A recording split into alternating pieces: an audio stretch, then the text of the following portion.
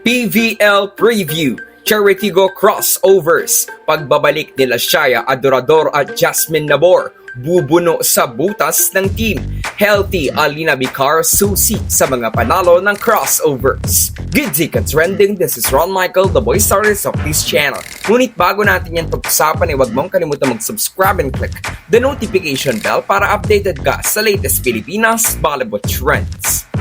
Holdovers ng Cheritigo Crossovers sila EJ at Ea Laure, Ces Robles, Franz Ronquillo, Aimee Hernandez, Pauline Gaston, Zach Carandang, Seth Rodriguez, Jaisel De Los Reyes, Joy Micagande, Alina Vicar, Buding Duremdes, Jen Yerba at Maylene Paat.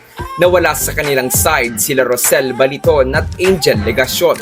Pero nagbabalik mula sa Photon Tornado sila Jasmine Nabor at Shaya Adorador.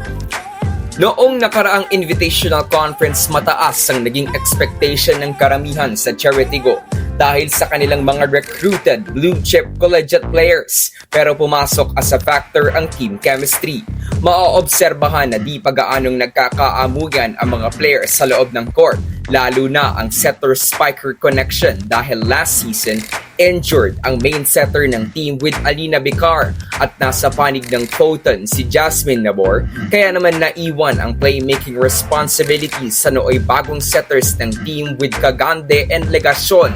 Dahil dito ay nadehado ang Cheritigo kontra sa mga teams na may matagal nang na-establish na connection sa isa't isa, kaya naman nagtapos ang crossovers sa rank 8. Ngayong Oktubre, mas matagal nang magkakasama sa ensayo ang crossovers, kaya't asahan na mas matibay na ang chemistry ng Cherry. Hindi lamang yan, mas magiging matibay pa ang connection nila sa isa't isa sa pagbabalik nila Jasmine Nabor at ang recovery ni Alina Vicar mula sa kanyang injury. Kapag si Vicar ay 100% recovered na, mas mataas ang winning percentage ng Cheritigo. Bakit? Malinis at mautak mag-set si Vicar, tapos matibay pa yung depensa niya sa likod, malalibero sa digging at dagdagan pa ito ng kanyang tapang sa loob ng court.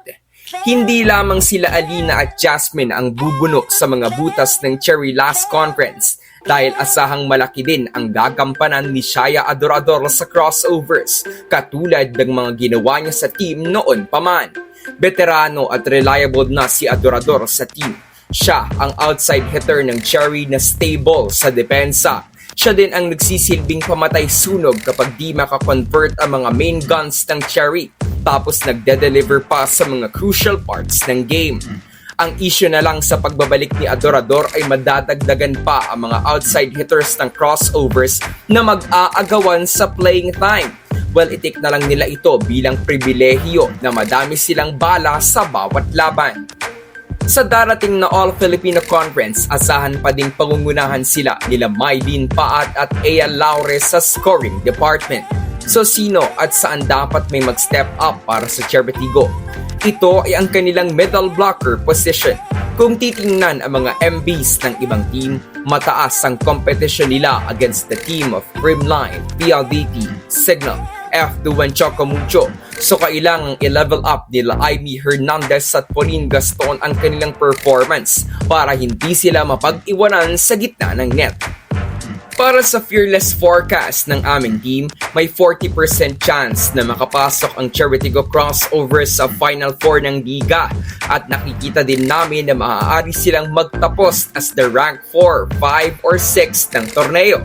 Pero hindi magiging kagulat-gulat kung madami silang maipapanalong games kontra sa mga strong contenders dahil gifted sila ng mga talented players per position. Magkakatalo na lamang ito sa execution of plays at reduction of errors.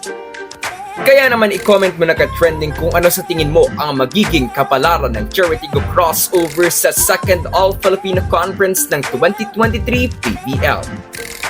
So that's it for today's video ka-trending. Do not forget to subscribe and click the notification bell para updated ka sa latest ganap ng women's volleyball sa Pinas. Thanks for watching. Bye for now!